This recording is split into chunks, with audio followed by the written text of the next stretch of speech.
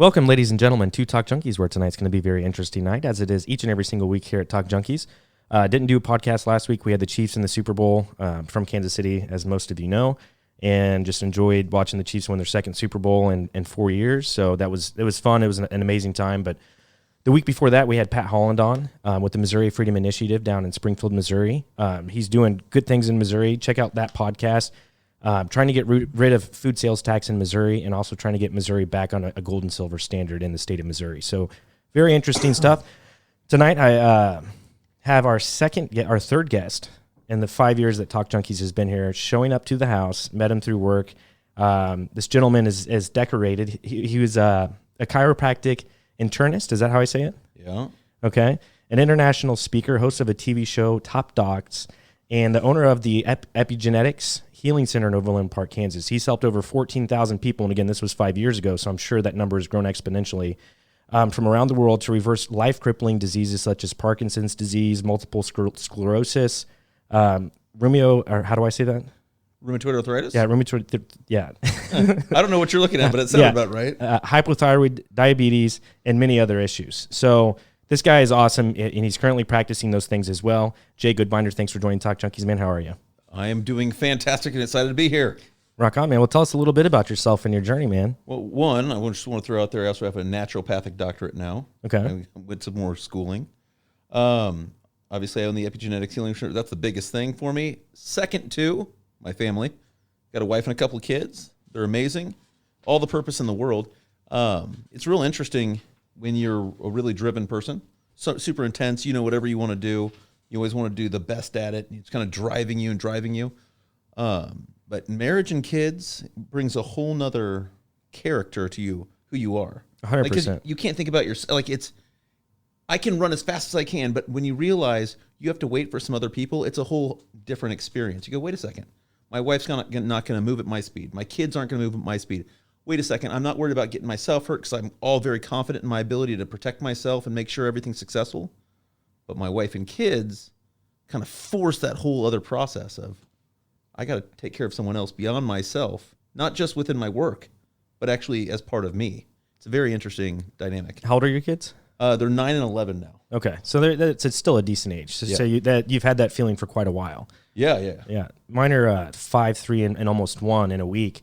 Ooh. And yeah, it definitely changed right when I had the first. But to have 3, I get that same feeling. But man, I just want to go a little bit into your book because there are some points in here, and then we're just gonna have some fun after that. Yeah. But you go into so much here, and I think it's about. I mean, most importantly, and I highly suggest you guys. It's called Defending Your Life. Find it on Amazon. Buy it. I'm halfway into it. I literally got the book yesterday. Started reading it today, and I'm already halfway into it. It's easy. It's an easy read. But you talk about one thing that interests me. Just starting off is you talk about how the body is a vessel almost. Ah, yes. Yeah. Right. So can you kind of explain what that is? You call this a child, basically, what our body is as a child, and how you treat your child is how you should treat your body because it's separate from your spiritual divine being, right? Right. I mean, I actually remember this very clearly when I was writing. It's something that I still have actually talk about at least once a week with the patient. And, basically, your soul is like this divine entity, and we're encased in this body, which is basically a child. And you want your child to be happy, and you want your child to be healthy. You want it to be successful, but you also want to give your child a little bit of fun. Like, go out and play. Like, we don't need to work all the time. We can play. But, you can see, you can taste, you can touch, you can smell. And that is your body's way of connecting you with the truth. And if your biochemistry is off, hey, I eat Dairy Queen every day. I go to McDonald's all the time, and I have all these trans fats and sugars and inflammatory things going on. It'll put your child or your body, your perceptive tool into this world, into like a fight or flight response, and less perceptive of what's happening now and more of just a fear response. And as we talked about, like if your perceptive entity, your body, your child that you have to kind of take care of that wants things that maybe it shouldn't have, if you can control that, your ability to succeed in life is better. Yeah. Simply just because you can look at the world and just go, hey, I know 100% I'm right about my perception in this. I don't have to ever doubt myself. Yeah. Well, I think, and another thing that intrigued me about just that in general is that, and I never thought of it this way until I read it today, is that you described us as being angels. Yeah. You know what I'm saying? Like God's angels. And I'm not saying that that's 100% right, but I mean, dude, I've never thought of that before in my whole life, being here 33 years on this earth, is that our soul or what we are outside of this body is an angel or God. Right. And the only way to perceive what this playground is that you describe, Earth, is through your child body, or what, you know what I'm saying? Yeah, it's kind of how you described it. And I just thought that was fascinating. Well, I think it's clear, like you were saying, is, going back to, like, you are the guardian angel of the person you see in the mirror. Like, it's really true. And people, you think of yourself as a human, but really, I mean, what you are is an angel protecting this animal that you're embodied with here. And obviously you want the body to succeed, and you want it to be happy, you want it to feel pleasure, but the goal is to keep it safe enough so it can achieve all of its purpose and being and way. Yeah. So we can kind of get into that a little bit. And I think in older times, things were a lot easier, right? Like, you didn't have all this processed food. People were hunting and gathering for, their food and stuff like that. So I almost don't believe that. I mean, I guess disease would have been different back in those times, but what they were consuming wasn't what we're consuming today. How much of a role does that play with what we're consuming with all these processed foods and all that good stuff? Well, first off, there's a big misconception. So the big, can you hear me all right? Yeah, sorry. So the big misconception is that we have a much longer life expectancy today. Oh my gosh, it doesn't matter. All the modern medicine is helping us live so much longer now than we did, 1,000 years ago. Well, it's not true when you account for childhood mortality. Once our ancestors got past the age of about 5, their life expectancy was actually 1 more year of healthy life than we have now. And then that just really comes down to, like, hey, there's wild animals out there. There may not have been is clean drinking water, and you got an infection, maybe you didn't have the antibiotics. And I think that's one of the best things that our medical system is. That people say vaccines are, the most amazing thing that medicine's ever come up with. Well, I think antibiotics are, because antibiotics, like, hey, you had a bad infection before, and probably you're dying. Now, there's some antibiotic natural things like, carvacrol, and there's grapefruit seed extract, and there's uva ursi, and all these different natural antibiotics. But it's really antibiotics, when they created them, now were way overused. There's antibiotic resistant, bacteria like MRSA, methicillin resistant Staph aureus. But the length of life that we have now is less than we had before, simply because of our lifestyle and the fact that we don't live like humans. You don't sit inside a building all day, not getting exposed to the sun, banging down Monster energy drinks, and really being robbed of our purpose. Like, people just sit there in a cubicle all day long in a 40-hour-a-week job, doing business, filing TPS reports, like business office space. But no, I mean, it's soul-sucking. I worked for the Cerner Corporation at one point in time. No offense to the Cerner Corporation. Love them. Really nice people. I hated doing computers. I hated working for Cerner. And I felt like my whole life was going to be. I mean, it was just no reason to live. Why would I want to live like that when I hate computers? I hate staring at a screen all day, coming home with bloodshot eyes, and the constant breakdown of my heart, just living that way. Why would I even want to live longer? Now I have a reason to live longer. I want to take care of myself. I want to do all the right things so I can. But that's what humans do. Most people just exist, and they tolerate being unhappy forever, and just enough to survive. So just go into a little bit of your struggle, like with it, and it's a recessive gene within your own family, right? Your brother or your dad both had the same. Are you talking about the heart defect? Yeah. Oh. And it's something that you struggled with, and you had issues as well, yeah. And you were able to overcome it through kind of your process and what you teach other people today. Yeah, well, to be clear, I still have hypertrophic cardiomyopathy. That has not changed. I'm working on it. I'm always working on it. I found actually a peptide. We do a lot of anti-aging stuff at the Epigenetics Healing Center. It's my clinic. I basically added in everything I want. That's what we do. Like, I wanted hyperbarics, and I wanted IVs, IV nutrition that we actually make custom-made stuff you can't get anywhere else in the country, and it's amazing. We do the hormones. We do peptides, which is these anti-aging things. They do all sorts of different things, like peptides. You know what peptides are? No idea. Really? Really? Oh my God! It's like it's the coolest thing ever. So like things like right now, I'm having shoulder surgery in 2 days. I'm taking BPC 157. It's a peptide. It's called the Wolverine drug, the Wolverine peptide. It makes you heal like you're a 10-year-old. So you start healing just much faster. Everything heals faster. Just a pill a day. It's amazing. My workout partner tore his hamstring, like a serious tear, bruising, all that. Put him on. I gave him my own script, but it's okay. He needed it. In about 3 weeks, he was 100% back, and we were working out legs again. No problem. He had a full tear. So is this something that you kind of discovered? No. I mean, it exists in anti-aging clinics.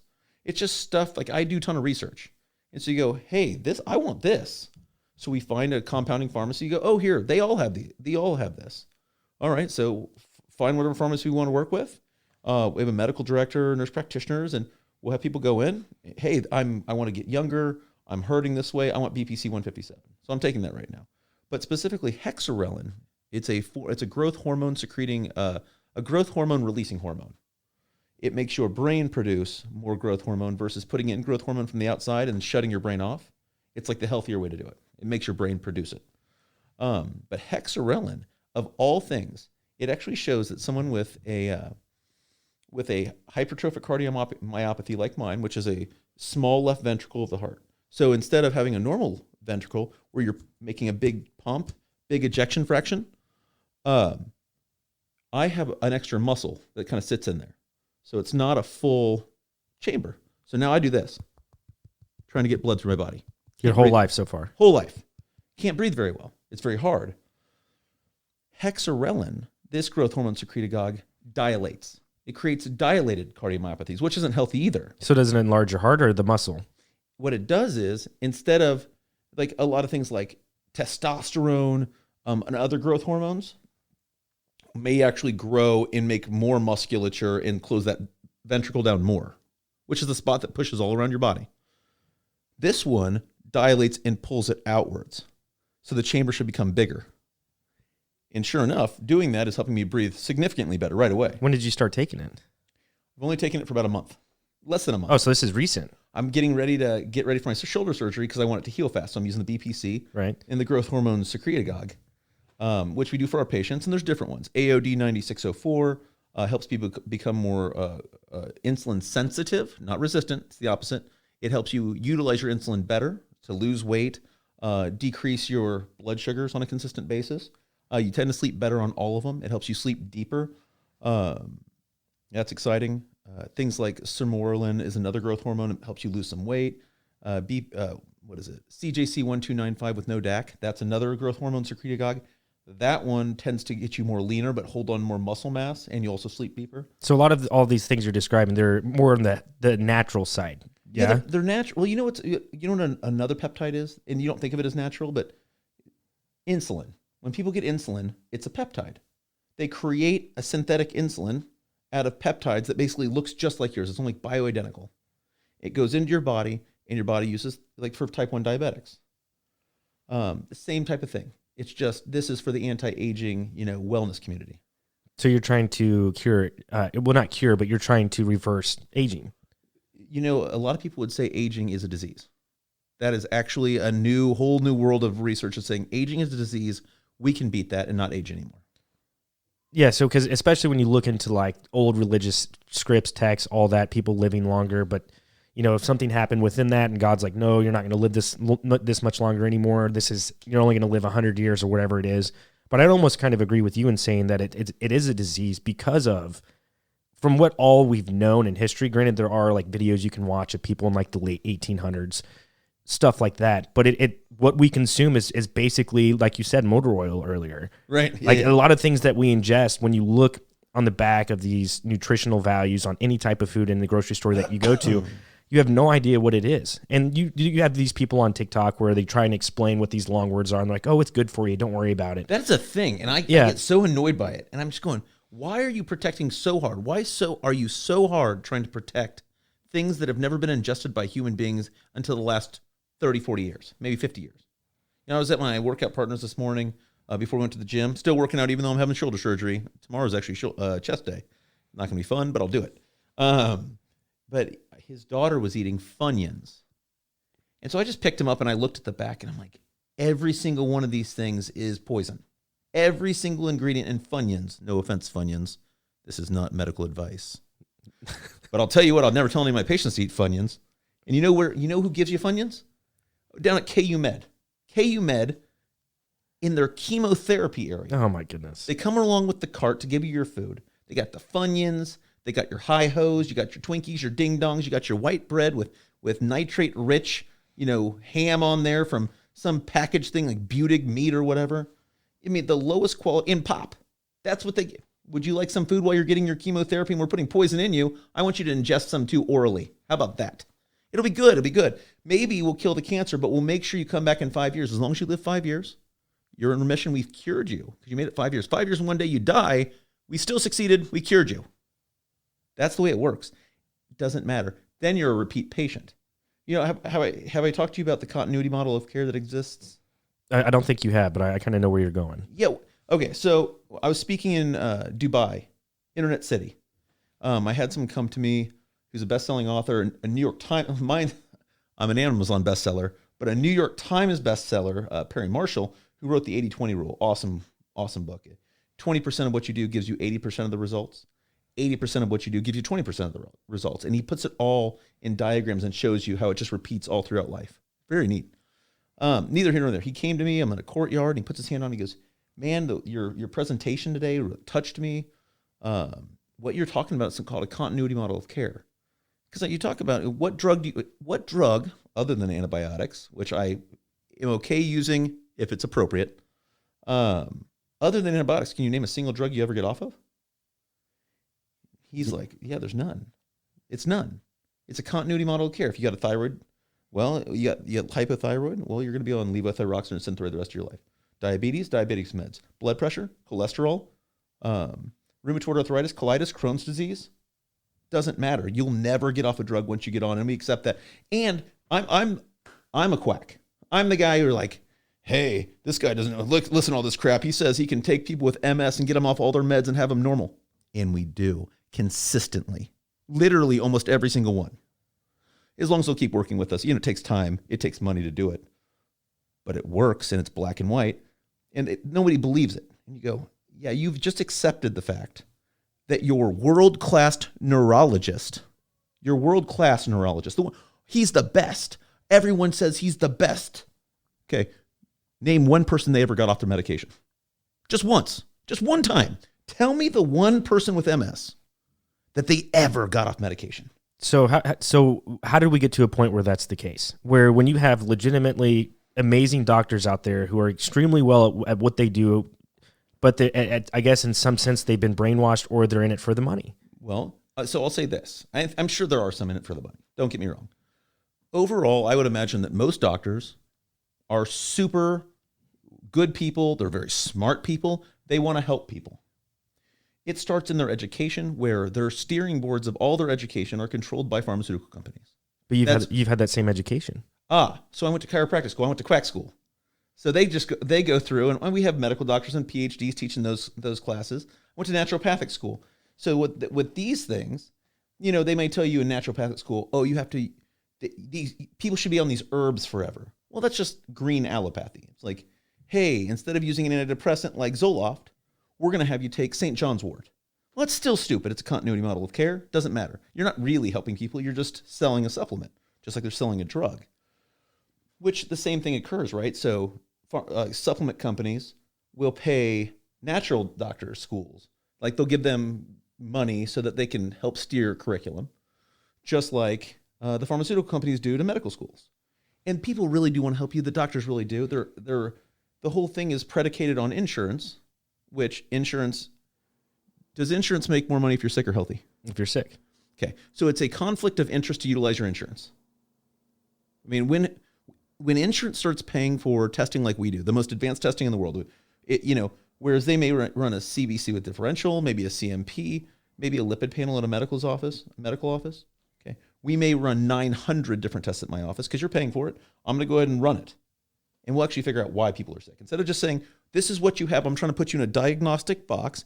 You have rheumatoid arthritis, so I'm going to give you Enbrel. I'm going to give you Humira for the rest of your life. We're going to try to understand why. Why do you have rheumatoid arthritis? You didn't always have it. Well, no, I guess I got it when I was like 22, 23. Okay. Well, there's a reason. You weren't born with it. It wasn't congenital. People get genetic and congenital confused. Genetic is something that's acquired. I own the Epigenetics Healing Center. It's instead of genotypic expression, it's phenotypic expression. You're actually bringing it to the forefront. You can have the gene and never express it. Like a spool of thread. You write a story on the thread, and it's wrapped up in this thread, in the spool. That spool is a histone. It's inside your DNA. And when you get enough bad stuff happening, enough Fritos and Tostitos and Totino's pizza rolls and all this crap that doesn't even resemble food, then enough stress is on the system that you try to adapt. And that adaptation is the unrolling of that histone so your body can read the gene. It goes, I have rheumatoid arthritis. Why are you under that much stress? Let's do all the testing, figure out exactly why. Very black and white. There's no guesswork. It's just, here's everything. Now I sit down with you, I talk for an hour and figure out what testing to do. Not everyone gets every test. That'd be a ridiculous amount of testing. But once you sit down, you come up with it, you go, well, here it is. This, and this. This is how you take care of those things. And every couple months, we'll redo the tests and see if we're fixing it. And almost across the board within, depending on how intense people want to go with treatments, because we have all the treatments in the world. But across the board, within a month or two, people are 50, 60, 70, 80% down with their condition and off drugs typically. And over the course of 8 months, a little under 98.2% of our patients get 80% of symptoms resolved. So you're reversing it. You're not just, that's insane. Right. And they're off drugs. And they're off supplements. Which those drugs and supplements that they're on are helping maintain the pain or the condition that they have. But I can only imagine it worsening their condition overall. Oh, 100. Well, so think about this. Ibuprofen, right? Bunch of people with bad joint pain, rheumatoid. I go back to rheumatoid arthritis because I had psoriatic arthritis where I couldn't use my hands anymore. It was actually a disability. That's why I became a doctor. Because my doctor said, sorry, you're unlucky, it's genetic, you'll learn how to live with it. And I'm like, I don't want to live at all. This is the worst I've ever felt in my life. And you're saying I have to be like this forever. So I tried to go a different route, try to figure out how to fix it. Now in chiropractic school, they don't really teach you that, just for the record. They teach you how to adjust, and there's really good science there. I mean, the didactic work, 3.5 years of chiropractic school is just all general sciences. And then the medical response would be like, well, we go through residencies. We learn all this. You go, right, but you only had 1 year of science. And so after that 1 year of science, the second year was pharmacology. And then your next 2 years of rotations, you're following other doctors around. And then you follow another one doctor around for 3 or 4 years. That's your residency, doing your thing. But your ability to question authority and try to understand what's going on and think beyond it is limited because your basic science was way back 6, 7, 8 years ago, and you only had 1 year of it. You understand? I mean, yeah. So, anyways, the point is, I talk about rheumatoid arthritis, and we talk about like ibuprofen. People will take that, or enteropathic arthropathy, ankylosing spondylitis, lupus, Sjogren's disease. All these things have a lot of joint pain. Sjogren's has some different manifestations, different skin things with lupus, back and forth. Anyway, or with psoriatic arthritis. They take ibuprofen. Ibuprofen, what does it do? It will help. It'll knock out some of your cyclooxygenase, part of your inflammatory response. But it also decreases the mucus on your gut lining. It also increases the ability of your gut lining to get damaged. That's why people end up with ulcers with it and things like that. And if you're going to do that, you're more likely to create more permeability in your gut lining. And then every food you bring in creates an inflammatory response. And then that's your continuity. Hey, I'm taking ibuprofen all the time. Continuity, here it comes. Oh, my more autoimmunity is kicking in. Well, the ibuprofen's not taking care of it anymore. Let's go to Enbrel. Let's go to Humira, which are biologics that just drop out a complete part of your immune system, significantly increasing your risk of cancer, but you're going to feel better. This is insane. And to me, it's just like when you look at all these things combined, and what you're doing is wonderful for the amount of people that you've helped. But a lot of people don't seek out this information, and they only go with what mainstream medicine is to say. They'll go to the KU Med, or they'll go to these top hospitals where they treat you like you said, and they cure you. Best doctors in the world, right? Best doctors in the world. But like you said, it's just all. And I'm not saying that you're not in it for the money. You know what I'm saying? Because I have to make a living. Exactly. Right. Yeah. You know what I'm saying? That's everyone's goal. But I feel like these big hospitals, that's not what their main goal is. You know what I'm saying? Because I guess you stepped aside and you're like, I'm going to figure out what's going on with these things. Whereas they already had systems in place and they're just checking the boxes to see if these people meet the criteria for that system to occur. And then it's just business as usual. Yeah, I mean, and they're so numb to it right now. They just know you're never going to get better. And I train doctors about 4 times a year. I go down to Miami Beach. We stay at Trump International Resort. And I have a bunch of osteopaths and medical doctors come down, and I give them 3 years. It's the transformation weekend. Friday, Saturday, Sunday, I give them 8 hours a day I'm just going nonstop, just nonstop going to educate them on how to look at labs differently, how to think through it. Like I'm training both my nurse practitioners right now, 1 hour a week on a Monday. We do grand rounds. They bring all their charts in and we talk about like thinking beyond it. They go, oh, this person's liver enzymes are up. They need a liver supplement. No, think about this now. Their liver enzymes are up. What does the liver do? And let me ask you, because I want you to get this answer wrong. I expect it. Mm-hmm. So don't feel bad. For sure. What does the liver do? It detoxifies. Right. Yeah. Except that's not the main thing your liver does.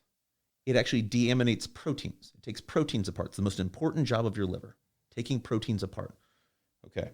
So if we have a damaged gut lining, and we're bringing all these foods in, medium and large sized food particles instead of tiny morsels of nutrients coming into the portal vein and up to the liver, well, your liver's going to have to deal with all that. It's a lot more stuff to deal with. So enzymes are going to go up because now you have another job to do. Well, your liver is also responsible for maturing white blood cells. It's also responsible for making all your cholesterol, make all your hormones, your brain tissue, regenerate cell membranes. It does a lot of things. So when you see liver enzymes go up, you don't just try to make the liver work faster. You have to figure out why the liver's now struggling to get its job done. And that's like thinking beyond what a typical doctor would think. Oh, your liver enzymes are high. You must be drinking too much. You go, I don't drink. Yeah, I don't believe you. Yeah, you just need to stop drinking. Like, they said they didn't drink. Listen to somebody. Right. There's something else going on here. Are you banging down McDonald's 3 times a day? Well, no. I actually eat a really clean diet. I don't do any of these things that damage my gut. Okay, well, clearly it's not your diet. Do you have something infectious? Maybe. So we test, and you go, oh yeah, you do. You have a Clostridium infection in your gut. You don't have osmotic diarrhea like you would at a hospital, but you have it to a point where it's actually creating an inflammatory process within your gut, and you're having to mature white blood cells. So it has nothing to do with your liver being a problem and everything to do with your liver working hard to try to mature white blood cells to kill that infection. How did you find the infection? Well, so we use different testing. So we'll use regular testing like your medical doctor would, except way, way, way more in depth, blood and whatnot. Sometimes you do a stool sample. Sometimes you use an organic acid test, which is a urine test. And that looks at certain urinary metabolites that come out. And you go, hey, this person's got a really high level of 4-cresol. That would show that you have a Clostridium difficile, C. diff infection. But you can also look at sporogenes, perforingens, all these other Clostridia. Botox is a Clostridia. So you would almost be the doctor that people wouldn't want to go see. Because if they're like, hey, I just want a general checkup of, just a stool sample and a urine sample just to see how my health is, how it's going, and all that, you're going to be able to do that like on a magnification that a normal hospital wouldn't. Never. Yeah. It's consistent. When we have patients like a lot of people with cancer will come to my clinic. I don't treat cancer. I treat patients who have cancer. And a lot of the time, those type of diagnoses tend to get changed as we work with them. Meaning, a lot of times they'll say, "Oh, well, you don't have cancer." It's really interesting the way all that works. But yeah, so over and over, like we have a patient right now, this young woman, incredible person, little kids. She's early 30s, wonderful husband. She has metastatic ovarian cancer all over her body. And they gave her like 0 prognosis, like terrible prognosis. They put her on letrozole, which if you don't know what letrozole is, it basically shuts down estrogen completely at early 30s. Completely shuts down estrogen levels. Shut it off for a low 30 years. But they're going, this is the only way to stop it because these are all estrogen producing cancers, tumors. So I ran real in-depth testing. So typical doctors would run like 4 or 5 hormones at most, testosterone, estrogen, progesterone, DHEA, pregnenolone. That's basically what a doctor's going to run.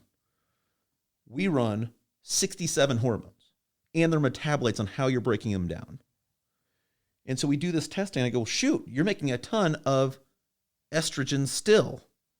And you're making 3 cancer-causing metabolites, 4-hydroxyestrone, 4-hydroxyestradiol, and 16-alpha-hydroxyestrone. Those are proliferative cancer-causing estrogens. And you've got them in spades. They're high. Like, this is the issue. We can block these pathways and stop this from happening. So she takes it to her doctor oncologist, and he's like, I've never seen this. This is amazing. This is exactly why you still have cancer. This is why it's still growing. And so trying to figure things out. In the meantime, I go, we can block these pathways. So we have, and we're taking through a whole treatment protocol. Really neat, because we'll use traditional medical testing for cancer tumor markers, like a CA-125 in this case, CA-19-9. There's all these different tumor markers. You've heard of tumor markers? I haven't. So I'm sorry, I'm turning this into a big medical thing. You're fine, man. But yeah, so we'll run all the typical tests that they do. They're not perfect tests. No test is perfect. We also run this really in-depth test for tumors. The only drawback on this one, I'm going to tell you the drawbacks of the other ones, but the tumor test drawback is called nagalase. The nagalase is an enzyme that tumors will secrete into your bloodstream, and at high levels, hey, there's something funny going on. The drawback is it can also pick up chronic viruses. So if you got a chronic virus, well, it may not be cancer at all. But for patients that come in who've already been diagnosed with cancer, I can say, well, here's where you are right now. If we see that going down, we know we're succeeding. Right? It just makes sense. Objective. Yeah. So we're treating this girl, just trying to make her healthier and healthier, out-healthing sickness, out-healthing cancer, just to make her that healthy. And the nagalase keeps going down. The CA-125 in the last 5 months has gone up dramatically. It should be 10. It's at 150. So so the way the story goes, we decide we're going to do this treatment for a month, like really intensive treatment to try to improve her body and get her immune system working right. And hopefully we'll out-help this situation. And we did a nagalase before and a CA-125 before. We did a nagalase and a CA-125 afterwards. Well, the nagalase is a cool proprietary high-end test. It takes a little while to get back. CA-125 comes back sooner. So I see her in our IV room, like, hey, how's it going? I wanted to talk to her about some different things, find out some different stuff, because CA-125 can respond to tuberculosis. If you have that, it'll go up. It can respond to infections in the intestine. Any inflammation in the intestine will push up CA-125. Well, the CA-125 I told him, it's like 150. And she's tears, crying. I got to call my oncologist right now. She's got him on speed dial. Because, she's a young girl with the whole life ahead of her, and it looks like bad things are happening. And she's like, oh, my God, my CA-125 this. I need to get another scan. She gets her scan, and while we're waiting on the scan, the nagalase comes back. And I go, nagalase shows you're about 20% better. It's actually gotten significantly better. The scan agreed. The scan said, oh, yeah, it actually is better. It looks better. CA-125, traditional medical testing, could drive someone nuts. And a lot of oncologists will do this. They'll go, listen, the scan's just not picking up. It's at a smaller level. We got to hit you with more chemo and radiation and do some more surgery and things like that. It's a fear-based thing that would wreck that person, give them more of a chance of dying. So the nagalase basically said, no, it's not. You're actually getting better. So since what was the first one? CA-125. CA-125. So just because it was higher than it was supposed to be, the nagalase. The nagalase, that showed improvement. So that's just a sign saying, hey, don't necessarily worry about that it's so high, because this is doing better. Yeah, it's showing you. And then the scan mirrored that exactly. Scan showed she got better. This showed she got better. And now we're going through just don't worry about the CA-125 so much. I don't know why that is a situation. I said, did you go to Mexico? Have you gone to these different countries where tuberculosis is high? Because maybe you have some kind of underlying tuberculosis infection, which I probably should talk to her. I won't talk to her this week because I'm gone for the week. But maybe the following week, talk to her about just getting a tuberculosis test. Just be like, let's just run it. Yeah. I have no reason to believe you have tuberculosis. None. But that CA-125 keeps going up, and it is not reflecting what's actually happening with your tumors. So do you think, like you described, there are a lot of things that are genetically passed down from family to family, but the ones that aren't, I would almost venture out to say that is caused by diet. Like when you do studies or research in other countries where the food isn't processed and doesn't have all these chemicals, which is probably harder and harder to come by unless you're in a third world country where they're still doing, hunting and gathering types of things.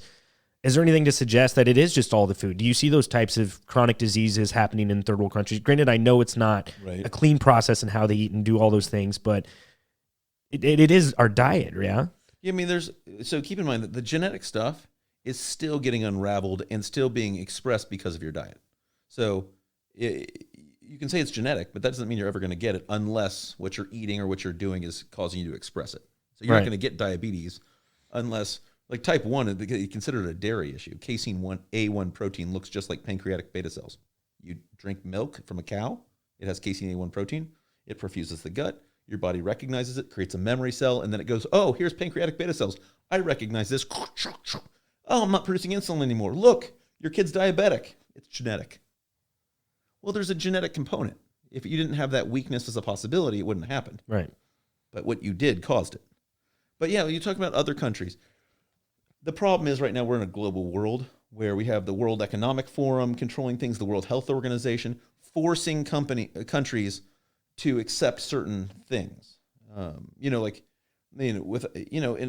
I don't care what, everyone can have different opinions on these things, but when you talk about the vaccine issue, and vaccines, I did all the research on it. I actually sat there and read all the papers that did on Moderna, on Pfizer, and on Moderna, Pfizer, and Johnson & Johnson. And let me just be clear, the way they did the math is real funny to give you the success rates. And it's bearing out now. People are like, oh, it's much less. You don't realize how much less. But what I was going to say is, there was like 4 countries out there who refused the vaccine, and all 4 of their prime ministers, kings, whatever, were killed within weeks, and then all of a sudden the vaccine got brought in. I mean, it's some very weird stuff. I don't want to be too crazy here. I'm just saying there's some weird stuff out there. No, this is the place to be crazy, man. All right, fair enough. Yeah. But yeah, I mean, it's just, if there's only 20%, there's research to show this, only 20% of the population can even question authority, is even like able to actually question authority. 80% of people will go with whatever the authorities say. And it's a weird situation where, I mean, maybe ignorance is bliss, maybe, unless but if that's the case and you take the blue pill as opposed to the red pill, you probably wouldn't be here right now. I would not be here right now. No, I would actually, to tell you the truth, I was a no good piece of shit before, honestly. I mean, it was like a whole ascension of in worlds, like in realities. Like if you think about like a book with all that paper back to back to back, they're not one thing, they're against each other. Kind of like the realities of your mind, like ascending within different planes of reality. When you free yourself, you can pop up the ladder. That's what I kept saying. It was like, once the kids and the wife happened, I was so beyond fear. Faith is the opposite of fear. I really do believe that. Like love is the opposite of fear. And if you're moving with love in life, you can achieve so much. If you allow fear to guide your decisions, I don't know if you've read this part in the book. I don't want to ruin it. No, you're good. But I really believe that love is the opposite of fear. And if you believe in any higher power, if you believe in any higher power, you believe in God, you believe in, whatever you believe in, Allah, whatever. If you believe in that, you believe that that is love, not fear. That is the opposite of fear. So anytime you allow fear to guide any of your decision, you've turned your back on God, you've crawled away from God, and you've walked into darkness. And so, ignorance is bliss. You follow, you're like, oh, I'm supposed to do this. You're thinking, but there's about 20% of people who can think and go, wow, the authorities are bad. Sometimes the authorities are bad. And you go, yeah, but it's probably not as black and white as that, because there's probably some good stuff mixed with the bad, and you have to really discern everything, and it creates a little extra stress on your life. But I feel like I had overcome fear entirely to become a doctor after, hey, honestly, I don't know if you know this. I don't think I got into it in depth in there, but I was hanging out in crack houses. I was shooting up in hotel rooms. I was a very sick person. And it took me, I was in a room, so down in Troost, bad area. And I'm sitting there's all the carpets ripped up. It's just cinder block flooring. And I'm sitting on a couch. There's no cushions. So I'm sitting on a couch.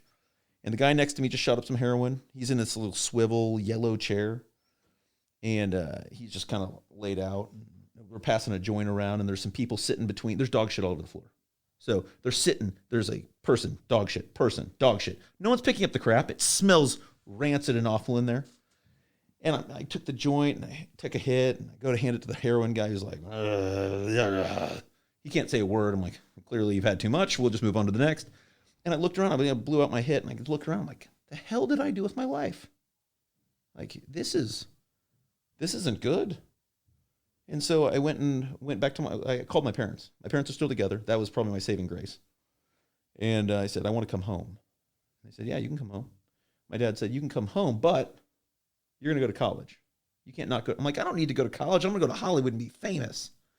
He's like, not if you're going to live in this house. You're going to go to college. So I went to Johnson County Community College, trying to detox from all the drugs, smoking 2 packs of cigarettes a day at that point, trying to clean up, staying away from all my friends, like wouldn't answer the phone calls, just would stay home.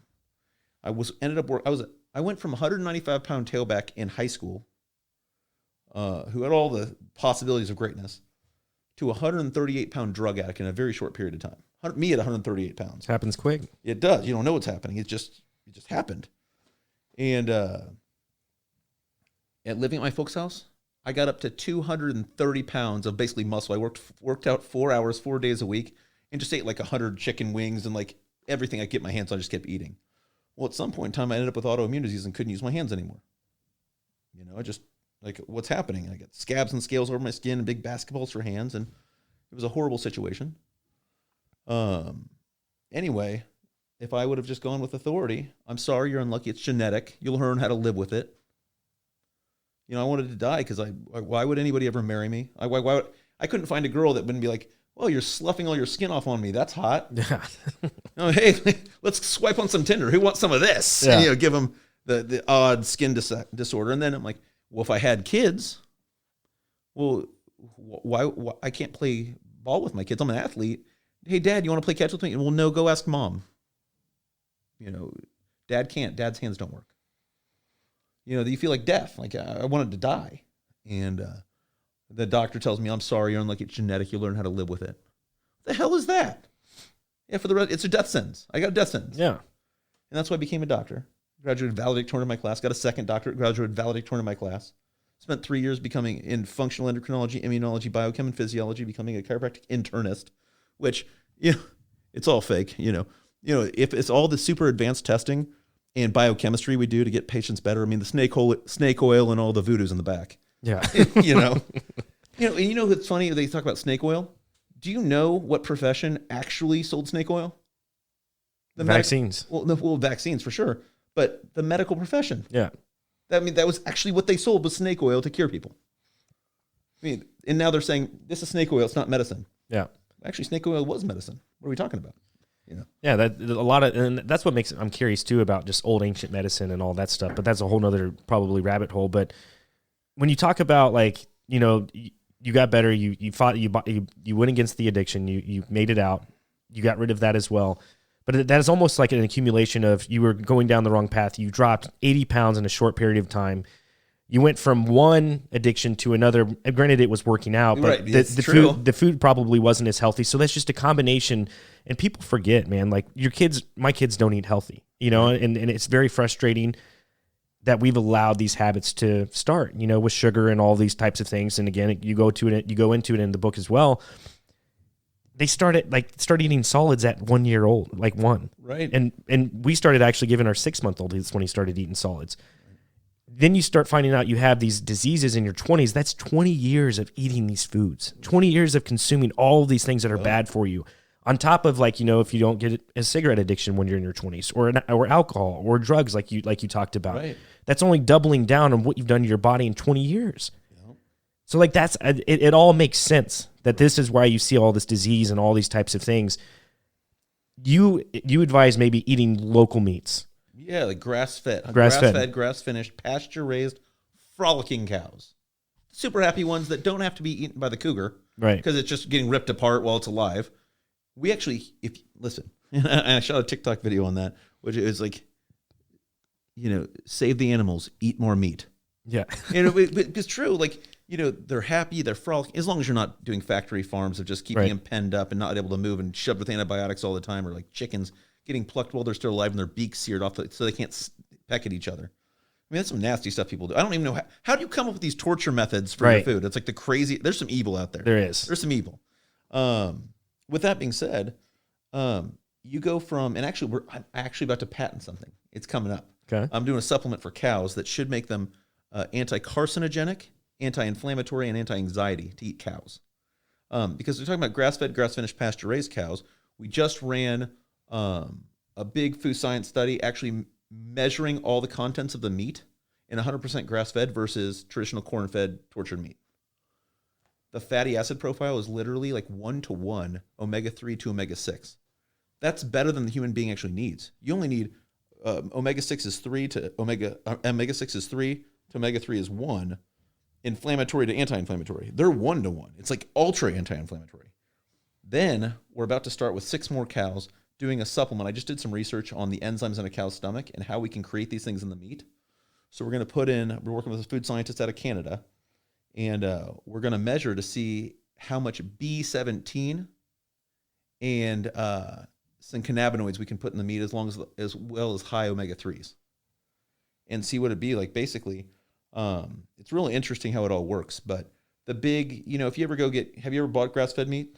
I have, yeah. Okay. Yep. So like you've heard of Thousand Hills Farms, or you've heard of different Dakota farms or whatever. Mm-hmm. Those farms is not one farm. That is a farm who contracts with all these other grass-fed farmers.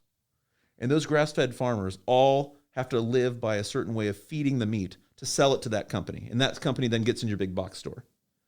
So our goal is to find a way, once we can prove it, with the actual research, and go, hey, we put this food in, and voila, these cows are going to be anti-carcinogenic, anti-inflammatory, anti-anxiety. It does work. You can see the levels in the meat. Then we go talk to the big stores, the big conglomerators of grass-fed meats, and you go, hey, I'd recommend doing this for a higher end. This is what this is going to do for your meat. Right. So that's insane. Yeah. But I'm going to patent it. As soon as we get the results back, I'll patent it overnight. Yeah. I mean, and I guess with those types of things, they're doing the study right now. Right. With these products. With anything, it takes time to make sure that there's no side effects for the cows, all those types of things. So that's awesome, man. That it's not, that it hasn't been done before, because again, it's all what you put into your body. 100%. 100%. Yeah, eating a stressful cow definitely probably doesn't, what it does to their body, I can only imagine. Well, the marbling, the great marbling in a corn-fed steak. You seen the marbling? Oh, yeah. That's intramuscular fat. That is arachidonic acid, which is pure inflammation. That's where you make all your asthma. That's where you make your joint pain. And that's where you make your blood clots. All within the arachidonic acid. That's the cascade in your body. It's called arachidonic acid. So you don't want that. You don't. Well, you need some of it. Right. Because there's a purpose. But not at 22-to-1 like a traditional standard American diet. 3-to-1's okay. Right. My goodness, dude. How do you get all this done in one day? Or not in one day, but in a year, or just, dude, you're constantly busy. Yeah, I am. And I try to, I specifically plan freedom. You have to plan out your freedom. If you're going to be a successful person, you will find out that there's nothing that stops you from succeeding more. Like, I can do more, I can do more, I can do more. But there's also people that should be important in your life that you need to connect with empathetically. Not, I'm running by you, I can't deal with all your problems, I got my own thing. This is what I'm learning right now. I'm dead serious being honest with you. I was talking about my family today because over the last week, now I was able to take away from my kids and understand, like, I need to spend time with my kids, because I was speaking internationally and all these. I worked with a former prime minister in Thailand. I've worked with a royal family out in the Middle East. I've done the Epigenetics symposium out in Tokyo, but I missed a lot of time with my kids. When they're little, they move so fast. Yeah. So I'm gone for 2 weeks. I'm like, oh my God, you're a totally different person. And so I was missing parts of their life. And so I was able to back off that. I'm like, I'm not going to speak internationally for a while. I'm going to spend time with my family. And that was my kids. But my wife still has needs too, of me giving her attention. And she has her own issues that I have to sit back and be like, okay, well, you know what? She's not me. She's not a man. She is a woman. She has her own ways of seeing things. She's not the same as me. And I need to have a spot in my heart for that. I need to have empathy for that. So that's my next frontier, is really growing, not just in success upwards, but able to surround my family with more love and help bring them with me. Yeah, there's a good balance for sure. Yeah. And to bring the balance together with work and family, I think that's very important. And, it's going to be a tall task for sure, but I don't see why you wouldn't be able to do it with everything else that you've done, Jay. My goodness, man. So that's your venture right now, is working from home, helping people here in the Kansas City area, Well, I mean, I still have my clinic. Right. I mean, I have a big clinic. Yeah. But the venture is when I come home is to leave everything at work. I'm going to be home for my family. Yeah. Like before I came here tonight, laying in bed with my family, watching a movie, watching The Mask, which is a good movie. Very good movie. Was really enjoying it. I was like, hey, this is great. But yeah, I mean, really trying to not get upset. You can't get upset when you're a perfectionist. You tend to be more explosive about things. Like, why aren't you getting this right? Why aren't you doing this right? I put all this work in. I made all this work. Why can't you do that? Well, not everyone's going to be that way, and you don't need to freak everyone out and just be like, you don't need to work like that. When I'm talking to patients who are sick, we have, again, our success rate is incredibly high with things that are deadly, deadly and incurable. It's so funny. Like, I get a bad result on a patient, and I feel like I'm a failure and everything's wrong in my life. But it's like less than 2 out of 100 people who ever have that result. And all of the people that I'm seeing are basically a spot that they'll never get cured. They'll always be on meds the rest of their life. They'll always be disabled. In all 98.2 out of 100 people that we see that get better, 100% of them weren't getting better unless they came to my clinic. 100%. And yet I still, any perfectionist, you fall down on the one. Oh, that one guy. Oh, yeah. I bet. Think about him for a year. Think about him for 2 years. Like, what could I have done differently? Yeah. But I don't need to get upset with my family because they're not perfect on 98.2% of everything. So have you done any type of research on people who are healthy? Healthy people. Yeah. And just kind of see like how their body runs in a healthy landscape or environment, right?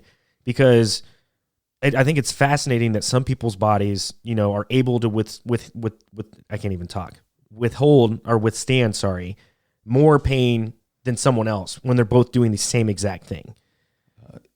Okay, so you're speaking about like the perception of pain. Is that what you're saying? Well, I mean, so let's say you put 2 people who are both, I don't know, alcoholics, right? Or 2 people. I think alcoholics would be the easiest one. One person develops chronic, liver disease or whatever it's called. Yep. And the other one drinks until they're 80 or 90 years old. Yes. You know what I'm saying? Mm-hmm. Like that type of. There are some genetic differences there. So you know what glutathione is? Glutathione. Mm-mm. So glutathione is your body's major antioxidant. It protects you against aging and breakdown. We'll do some of the biggest genetic testing in the world too. 90 pages, line by line data, and I take it all together. It takes me a few hours, and I put together basically a picture of your genes, and I go, hey, these you don't seem to be expressing over here because we've run some other labs. You can see that's not a big deal. You're having some real problems here, and you have all these genetic markers that you don't make enough XYZ. In this case, we're talking about glutathione. So glutathione, your body's major antioxidant. You don't have a lot of that. So you know what hydrogen peroxide is? Yeah. Okay, everyone knows hydrogen peroxide. You got a cut, you pour some stuff in the wound, it bubbles. Mm-hmm. It bubbles. Did anyone ever tell you, like, you keep pouring it in until it stops bubbling to make sure you killed whatever it was? No one said that. My brother told me that when I was a kid. He's a real brilliant guy. But basically, when it's bubbling, it means there's a chemical reaction. The glutathione turns into glutathione peroxidase, which is an enzyme that breaks down hydrogen peroxide, along with catalase, but we don't need to get in the weeds. So my brother used to have me pour it in until the bubbling stopped. So at that point in time, you've eaten up all of your glutathione, and you're actually damaging yourself. But the reason I brought that up is because glutathione is a deficiency a lot of people have who end up with liver disease because the alcohol going in, they need that to protect their liver, and that's where you end up with cirrhosis. By the way, our cirrhosis numbers are 100% perfect at this point. You can't get rid of the scar tissue, but we can make the rest of your liver so efficient that the cirrhosis doesn't matter anymore, and your liver works perfectly. That's insane. 100% insane. So question, is the liver the only organ in the body that can regenerate itself? I think everything regenerates on different speeds. Okay. Like your neurologic system regenerates super slow. It's so hard. We're about 50-50 on getting people better with Parkinson's. Yeah. And I tell you what, I'd publish some of the stuff we're doing with people with irregular cells, cancers. I'd publish stuff about the MS stuff that we're seeing. I talked to an attorney about it, and he said, "Don't do it. They'll shut your clinic down." Do not publish. I think it's great what you're doing. Do not publish it. So there's the pushback, and it's very specific. I was so excited. I was telling him because I was excited. I'm like, I'm going to publish this because we were talking. I was talking to the guy not about this, and I said, "It's amazing what we're doing. It's like consistent, reproducible. Everyone gets the same result. It all goes away. It's amazing." And I'm like, I'm going to publish, I'm going to put together a big case studies. I'm going to bring all the charts together and just put it out and show all the different patients and how they responded. He goes, I think that's great. Do not publish it. They will shut your clinic down before you can say, boo. I said, okay. The attorney says that, we go with the attorney. Yeah. But that's unfortunate because that is not progression, No, it's not. No. That's the scary part that we live in, man, is that you can find something that's helping so many people, but that's just not the outcome that they want. No. And that's the dismalness that I hate about, this playground that we're on or that we're in. And I just don't foresee that changing. So I guess you just go case by case and do what you do and help who you can while you can do it. Yep. And I've had patients say, like, I'm surprised I hadn't heard of you before. This is amazing. Like, I can't believe that I hadn't heard of you. I really can't advertise these things. It's got to be word of mouth. You have to tell people. Yeah. I can't go online and do this. I tried to play that game once with a woman who had metastatic breast cancer. Dark purple breast. She came and saw me. She was diagnosed and then didn't do anything. She didn't want to do chemo and radiation and all that.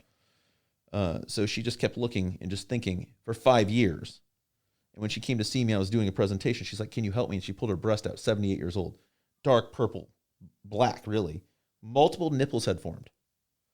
Really bulged out and then dipping back inwards. I'm like, she's like, can you help me? She's crying, 78-year-old woman. And I said, I don't know. I'd love to talk to you and see what we can do. And so we got an appointment really quickly, got her on the books, like just fit her in. And so we started treating. And then I think in 2 months, we were 80% down on all of her tumor markers and things were looking better.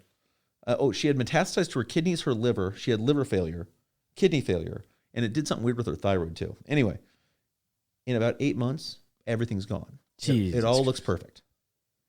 So I think it's great. I do a Facebook Live. And I go, hey, I don't treat cancer because I don't treat cancer. I just try to get people healthy and try to out health sickness. And she goes, it's amazing. Like, it's all gone. Like, everything is like perfect. This is what she says. And I just show some labs. Like, here's the labs before and after. 3 days later, I got a letter from the Attorney General saying, cease and desist. This is medical fraud. So that's terrifying because, I'm relatively young in practice, probably like 3 or 4 years in.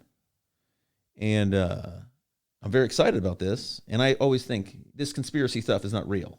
No one's going to listen. If you're doing these great things, no one's going to really come at you. That's just something that people say online to make themselves look good. It happened. The Attorney General sent the letter.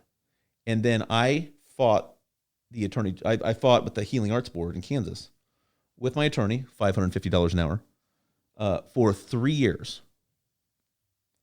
And then in the end, they go, well, you weren't using DC after your name. You were using this PSCD, which I was told to do because it's Doctor of Pastoral Science, so the Healing Arts Board can't come after me. You said that you can cure thyroid and diabetes. That's unethical marketing, and that's a lie. You can't do that. I said, okay. This is what I agreed to as a plea agreement. Because they said, yeah, you haven't done anything wrong, but we've decided we're going to do this and this and this, or you can accept this deal, and we'll publicly censure you and tell everybody that you're a quack. And I'm like, this isn't true. I didn't do anything wrong. And my attorney said, that's fine. You can keep fighting with them, but they're the people that already made that decision. So in the end, they can just take your license, or you can just pay the fine of, I think it's like $2,500 and have them tell everybody that you're a quack. He's like, and you'd pay me an extra $75,000 to $100,000 as well just to fight it. Oh my goodness, man. And you go, they had deep pockets. Oh, Let's just do it. They're endless. So when the Kansans for Health Freedom contacted me and they wanted me to speak at the Capitol because they were trying to mandate more vaccines. And they said, I just want you to break down research for them because I make research seem really easy. When I break it down, I'm like, oh, this is how you make those numbers. Yeah. Well, so I spoke at the Capitol. I sat next to Lee Norman, who was the president of the Kansas Department of Health and Environment, who does all the vaccine type stuff. And I sat right next to him. He didn't know me. I knew who he was. He didn't know me. And I just sat there and I looked at all the papers he was ruffling through before the presentations began. So I went up to the front and I said, they're going to tell you this. And I hit every one of his talking points. And I go, let me explain why that is only a partial truth and it's fear-mongering. And I did this thing and I broke all the labs down. It doesn't even make sense. They did a primate study on the whooping cough vaccine. And they go, yeah, primates were saved by getting the whooping cough vaccine. They didn't die. when they got the vaccine and they got exposed. They didn't die, but they still got whooping cough, and they still were able to spread whooping cough. So it does not protect anyone other than the person who gets the vaccine. If it's going to help you, if you believe in them, fine. If you don't, that's fine too. It doesn't protect anyone other than the person who gets it. So don't say it's a public health concern. It's not. That is a sales pitch because your Congress people, because your elected officials have been bought off by lobbyists. Force everyone to get this product that I make a profit on. That's a perfect business model. That's the 80% right there. That's the 80%. Yeah. And they try to force the 20% to get it on top. And that's where they get the pushback. Just leave people alone. Because it's never enough money. It's never enough. And I think that's the evil thing. And that's what people say, right? Money is not the root of all evil. It's the love of money. Yeah. Like, hey, you know what? I'm going to give you a great service. I'm going to do something for you that no other doctor can do in the world. I promise you that. Like, there's lots of people who say, I do functional medicine. Okay, I'm sure you do. You don't do it like this. You haven't been doing it for 12 years. You don't run all these labs, and you're not able to conglomerate all the information together and be like, this is exactly how you do it. No one does that. And we've had patients from 18 different countries flying to the Epigenetics here in Kansas City. Neither here nor there. I spoke at the Capitol, told all Lee Norman's stuff, went through all the research, did a great job. All the Kansans for Health Freedom people were telling you, you're so brave. I'm so glad you did this. You're so brave. I'm like, why the heck am I brave? I'm just telling things as it is. I'm just doing some research. Well, there was a guy that worked for a journal. He's a scumbag. And he had meningitis, and he is a big thing for Big Pharma. They're the only ones that saved my life. And so he didn't like the fact that I said, hey, meningitis, it's like less than 1% of people that actually show these bad symptoms of skin sloughing off and things like that. They're fear-mongering that everyone needs to get a meningitis vaccine. It's crazy. You have to go through so many barriers to actually have meningitis affect you. Well, he sent his article to multiple newspapers, and then he sent it to both healing arts boards, Kansas and Missouri. Now, in Kansas, it's the most corrupt medical board that exists in the country. Well, maybe Texas is pretty bad too. But Kansas, of all places, so corrupt that they started sending me subpoenas week after week. As soon as I left, we want all your charts. We want all your charts. Talked to people at Kansans for Health Freedom who have people in the legislature. And they said they specifically mentioned Dr. Goodbinder. They are going to make an example out of you. Like, really? Subpoena. My attorney goes, get out of Kansas. So now I'm in Missouri. Now Missouri has a chiropractic board. I don't have to answer the medical doctors anymore. And all chiropractors basically in the country know who I am because I'm known for that. Like every chiropractor, like if someone's really sick, they send them to me. They go, yeah, go to him. He knows what he's doing. But now I have a chiropractic board to answer to. I go, hey, I have a medical director. We run all these labs. I can show exactly what I'm doing and why I'm doing it. They go, oh, you're fine. Good. Kansas, even though I'd already moved to Missouri 2 years prior, they concluded their investigation. US $5,000, we're going to publicly censure you that you're a liar. I talked to my attorney, go, well, I haven't had a license there for 2 years. I just let it lapse. And he's like, well, I mean, they can't do a lot to you. They can still do it without your permission, really. And they can just send the complaint over to Missouri. I'm like, you know what? I'm not going to do anything. A month later, I got a letter from the Kansas State Board of Healing Arts, and it goes, we've decided not to punish you other than a sternly written letter. Because they couldn't do anything. They had to win. And there's nothing that they could do. And I think at this point, you have so much credentials, or you've helped so many people that they could try and publicly shame you or go against your name and say, hey, this guy doesn't know what he's doing. But unfortunately, you have all the evidence and all the people to suggest otherwise. Correct. Yeah, I mean, so that's in your favor. That's on your side. The proof is in the pudding, you know. Right. I mean, 100%. If people actually sat down, and even people that are skeptical, they go, oh, you know, this guy doesn't know what he's talking about. He's one of those quack doctors. You go back to popping backs. I never popped backs, by the way. I've always been a chiropractic internist. That's not been my thing. I've never been a back pop. Now I have a chiropractor on my staff. That's great. I also used to work as a chiropractor for the U.S. Olympic weightlifting team. Oh, very cool. But it wasn't really helping. Like, you do it for free, and It's great for your name if people want to come to a chiropractor who's great with musculoskeletal stuff. But that wasn't even my focus. I was always internal. So I just stopped doing it at some point. But anyway, so I've trained my other chiropractor on how to do all the musculoskeletal stuff. So he does that, which is great. But people use that all the time. Like, chiropractor. Like, if I wasn't a doctor, let's say I'm not a doctor at all, and I come to you with all these things. Well, that's really interesting. You say I'm a chiropractor. Oh, he's a quack. Right. Don't listen to him. He's a chiropractor. Like, well, if I was just a guy without any degree, you'd be like, that's amazing. Oh, yeah. So that's the medical bias right away. Medicals, and they've kind of ruined chiropractic too, because chiropractic before, give the body what it needs and the body will heal itself. Yeah. But what they did was they got chiropractors to accept insurance. And just like your medical doctors, you go to a medical doctor, you can do certain labs, you can give drugs, and you can do surgery. You really can't do anything else because insurance pays for certain things. Otherwise, you're just wasting time because they're not going to reimburse anything else. Chiropractors get reimbursed for adjusting people. So guess what? That's what they do. They just adjust people all day long. They don't think about all these other things. Yeah. Insurance ruins your ability to get better. It is a complete conflict of interest to use insurance always. Unless, listen, I'm getting shoulder surgery, I'm using insurance. Right. But that's what they do. That's what medicine's good for. They're good at saving your life. You come to me and you're bleeding out, you're going to die at my office. I can't save your life. But they can't give your life back, and that's what I do. Well, I think, so just to touch on that just real briefly, I completely agree. Cash, I think paying cash for any type of thing you can at a doctor's office is the most beneficial. Jesse, who normally sits in that chair, he had broken his leg, and he didn't have insurance, so he had to get a metal plate, some screws and stuff like that, and it ended up costing him right around $15,000. I know that's quite a bit of money, but when you kind of look at it, I mean, he had the money, he paid for it cash, he doesn't owe anything.